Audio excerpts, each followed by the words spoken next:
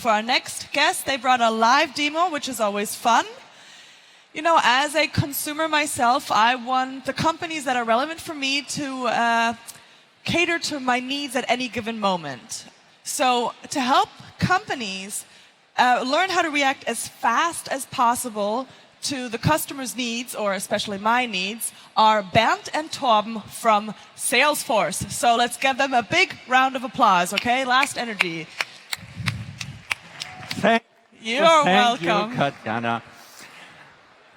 Hello, everyone here at Deep Dive Stage at OMR. Thanks for having us. Want to spend the next couple of minutes to talk about winning the moment and create meaningful, personalized experiences. And together with my colleague, Torben Sominka, would like to welcome you for this presentation, where we will also show live software. Before we begin, a short note: you should base decisions on purchases on currently available software. However, everything that you will see today is already currently available, released, and in use, in production use at many of our customers around the globe. The consumer expectations, and Katjana talked to that a little bit, are increasing by the minute. And people are not prepared to make bad or good conversations based on not valid, not good recommendations from a content perspective. The customer experience that people expect is driven and defined by in-the-moment experiences across channels. And with that, organizations and how organizations do business with people has dramatically changed. 80% of the people say that the experience they have when doing business with a brand or buying a product or service is already as important as the product or service itself. 80%. So there's really a need to make a difference on the customer experience, and organizations are increasingly competing on the customer experience. And people are voting by their wallet if they are experiencing bad customer experience and bad recommendations, bad behaviors. They are voting with their wallet. More than half of the people have already stopped a purchase process and gone to a competitor purely because of a bad customer experience. On the flip side of that, there's of course also opportunity. 2/3 of the people are prepared to pay a premium if the customer experience is right and is done well. So there is really an opportunity for organizations to become a company where it's a pleasure and convenient to do business with, and really derive additional revenue and benefit from that experience. The expectations of consumers are dramatically increasing by the day, and day-to-day innovations are putting additional expectations into every single one of us. Tethered to our smartphones, we are really connected and bound to it. We are forced to react in the moment, in real time, to all kinds of interactions. And people really run through their customer experience in journeys, but no journey is the same. We as consumers know exactly what experience we have had with different brands when purchasing a product or a service. We know exactly when we bought it, what we paid for it, when we complained, how it was handled, the request, and how we were served.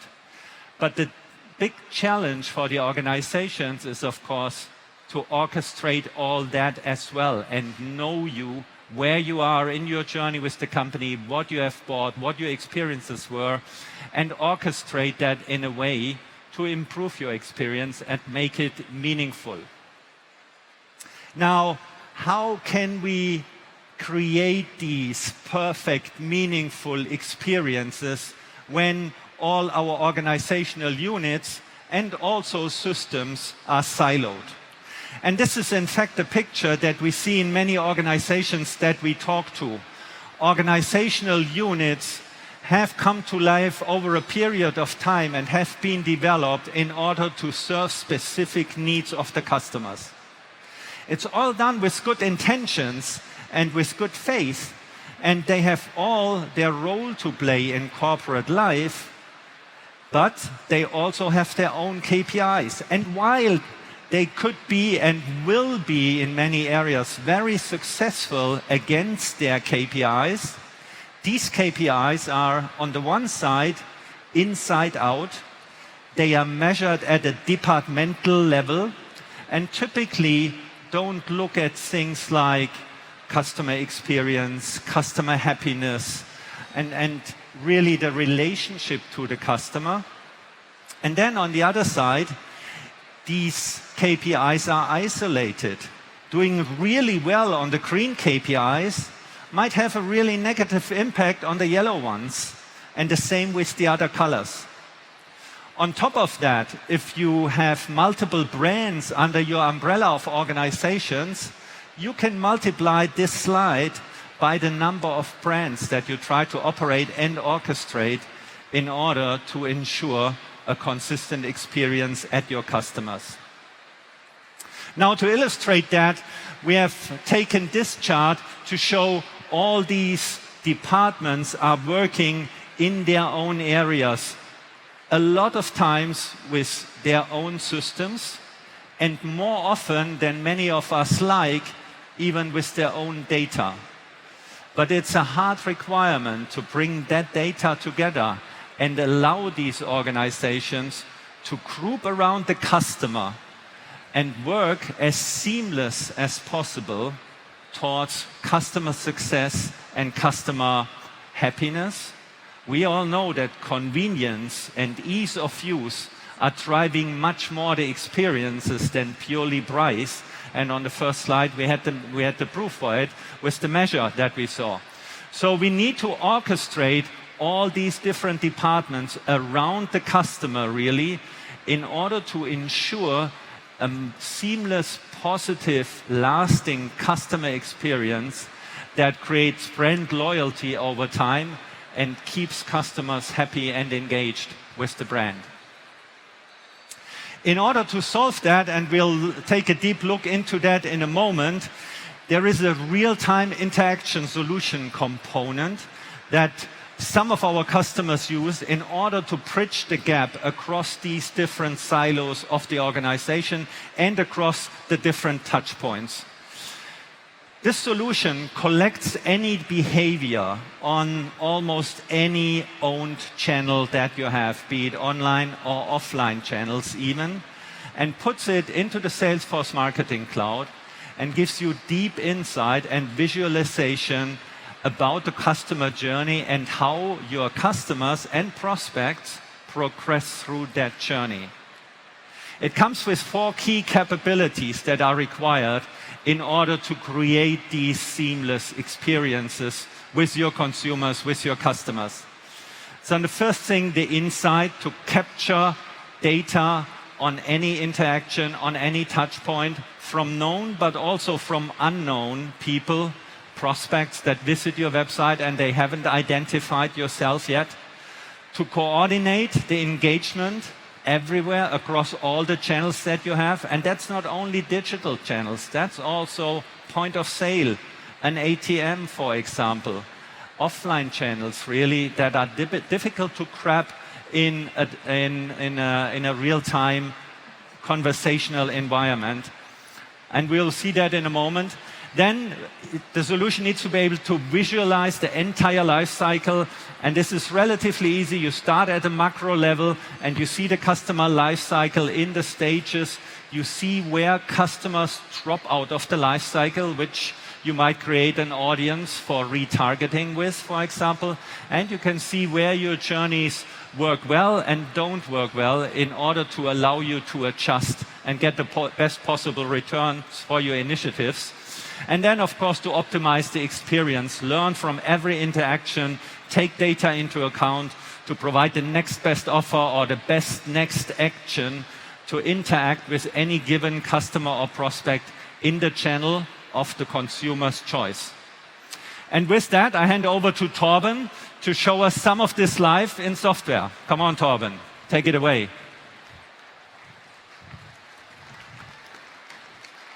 Thank you very much, and a warm welcome also from me. My name is Torben Suminka. I'm a lead solution engineer at Salesforce, and in the following, I would like to show you how you can bring to life amazing and compelling customer experiences. In this demonstration, we will have a closer look at our persona, Lisa. Lisa is an existing customer of the fictional outdoor apparel brand Northern Trail Outfitters, or in short, just NTO. And through the eyes of Lisa, we're going to see a quite typical customer journey. She'll start in the online store, then going to have a call with a service agent, and ultimately she's also going to visit the point of sale. And along this entire journey, we're going to see how Salesforce is able to track and consolidate all the relevant data points about Lisa in order to derive and deliver the next best action at any given point of time. So let's jump right into it. As an existing customer, Lisa is quite familiar with the NTO website already, so she scrolls down to the women's section and clicks it.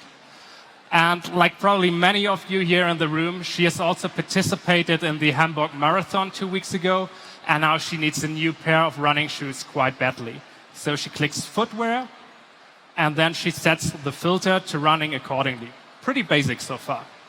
And this shoe of women double track guide here on the right-hand side is appealing to her, so she decides to have a closer look. But you know how it goes. She's busy and gets distracted, so this is where her journey stops, at least for the moment. Let's take a step back now and have a closer look at how we were able to follow Lisa's journey so far. Until now, Lisa is a fully anonymous user, just a cookie ID in the browser. Nonetheless, given that we have her consent, and that's super important, we are still able to capture certain events. At the bottom, we can, for instance, see the women's category, followed by footwear, then the filter, and the particular product that she has looked at. Moreover, all this information is also grouped or condensed into those so-called propositions on the right-hand side. How often has she interacted with anything related to the website, with anything related to the women's category, or an entity that falls under running, for instance. And the important piece here is that we don't just count those events, but they decay or diminish over time based on a half-life. This basically means that behavior, which was shown 2 weeks ago, is not as important as behavior which was just shown yesterday. And why is that important for us? Because it allows us to have conversations with our customers much rather about their current needs than about their past needs. Of course, it's not just about tracking. It was basic. We're getting there. But it's also about delivering experiences. So let's imagine it's the next day and Lisa returns to the NTO website. You can immediately notice that the hero banner in the background has changed. It is now promoting a bundle of footwear and fitness trackers quite prominently. Although we don't have that much data about Lisa so far, we have already begun to derive and deliver the next best action here.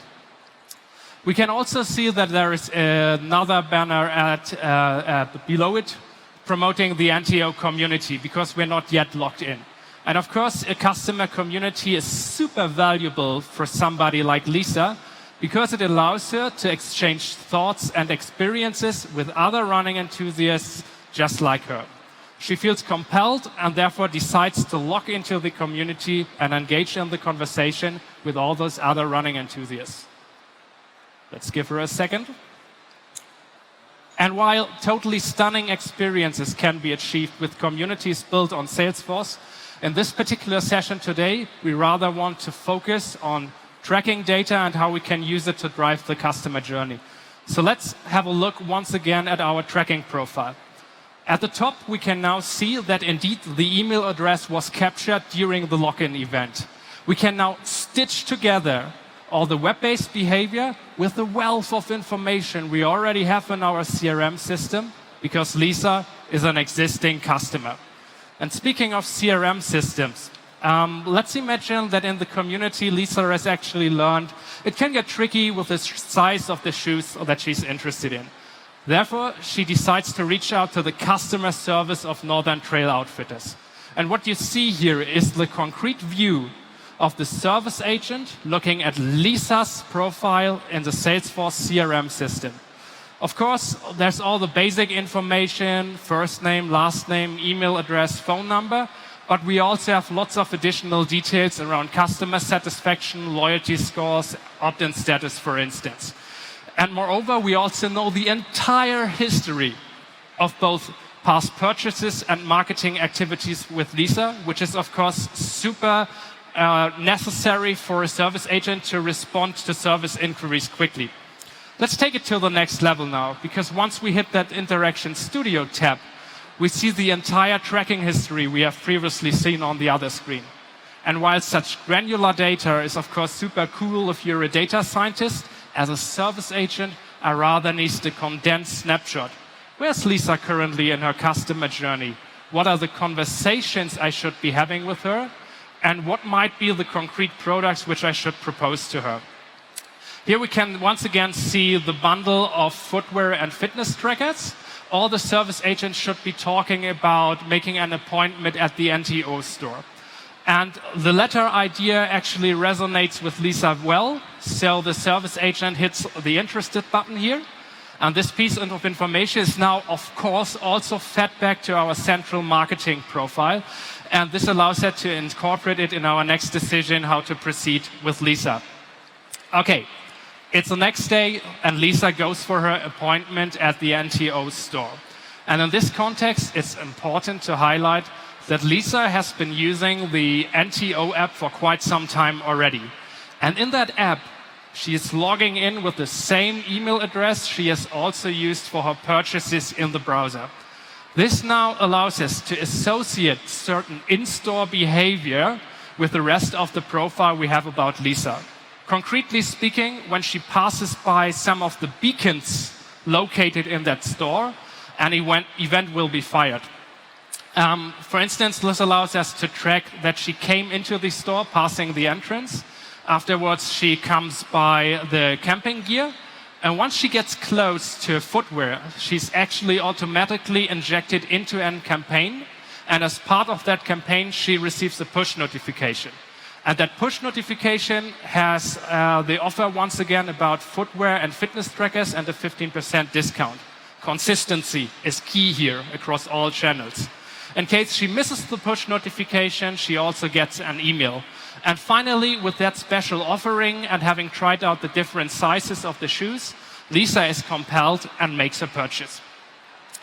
Going back to our tracking profile, as I said, all the beacon-related events can be tied to Lisa's profile because she's logged in the app and triggered the beacons. Moreover, we know it was her who made the purchase because she's a member in the NTO loyalty program and gave us the consent to merge that information with the rest of the tracking details. Until now, we have talked about Lisa at the individual level. And while as marketeers, we always strive for personalized one-to-one communications with our customers, we also need to take a step back and see the big picture. Where is my entire population of both customers and prospects in the life cycle? How are they progressing through the steps? Not just at this highest level, but also broken down by concrete channels or even touch points. Moreover, we also need to acknowledge that customer journeys are not just linear. Yes, some of our customers may progress linearly through their journeys like this, but they might also take a step back and reconsider before making their final purchase decision. This is exactly what we have seen here. Moreover, in order to actually yield value for our business, such analyses need to be actionable. Therefore, I can directly click here and create a target audience to add to a campaign. And speaking of campaigns, nowadays we are of course not just talking about sending out single emails, push notifications and SMS anymore, but instead we want to leverage all the data we have available to really bring the customer experience to the next level. We often talk about that orchestration. What do I mean by orchestration? Well, it basically means that we have to go beyond segmentation. Because segmentation means that as a marketeer, we figured, yes, those are the right people, that's the target audience which shall go into this concrete campaign. But with this decision tree in here, we can also reassess the situation during a campaign. Are those customers actually still eligible, or should I go for a different approach? By the way, this is the concrete campaign Lisa was also injected into when she entered, or when she came near the footwear at the NTO store. And as you remember, she received a push notification as well as an SMS email. And now let's imagine that the customer is actually already saturated. By saturated, I mean that he has received lots and lots of communication from NTO already lately. In that case, we might want to wait for 2 days and afterwards reassess the situation in order not to get too pushy with our messaging. This brings us to the end of this short demonstration of a connected customer journey incorporating both the online and the offline world. And as key takeaways, I really want to emphasize those points here. First and foremost, have consent and manage it properly. It's not just about an email opt-in, but there are many levels of different consents for display advertising, for re-identification in terms of merging that online information with offline information. And this can often get very tricky, especially when working with siloed software. Consolidate all the information about the different touchpoints. Yes, we've started in a basic way here with tracking online events. There are manifold tools that are able to do that. But we've taken it to the next level here because we married all those data points across channels. Account for decaying relevancy. Past behavior 2 weeks ago is not as significant as behavior which was just shown yesterday. Don't do just fire and forget campaigns when I talked about segmentation. Instead, reassess at any given point during a campaign whether this is still the right offering for a campaign member. And ultimately, it's cool if you have calculated a next best offer or next best action somewhere, but you need to be able to actually use it in all your activities, not necessarily just in marketing, but also in service engagement. And with that, thank you very much for your time and your attention. Thanks for having me. And back to you, Bernd, for the wrap-up. Ich wollte nur sagen, Thank you, Torben, for not only explaining to us how this works, but really showing it to us. And I hope you get an understanding that these meaningful, consistent, positive brand experiences across the different silos of organizations are already possible today. Thank you very much for having us. If you have questions or want to see that, discuss that in detail with one of our experts, you can still find us over in B5. Thank you. Back to you, Tatjana. Thank you very much. Thank you. Lucky Lisa, I have to say.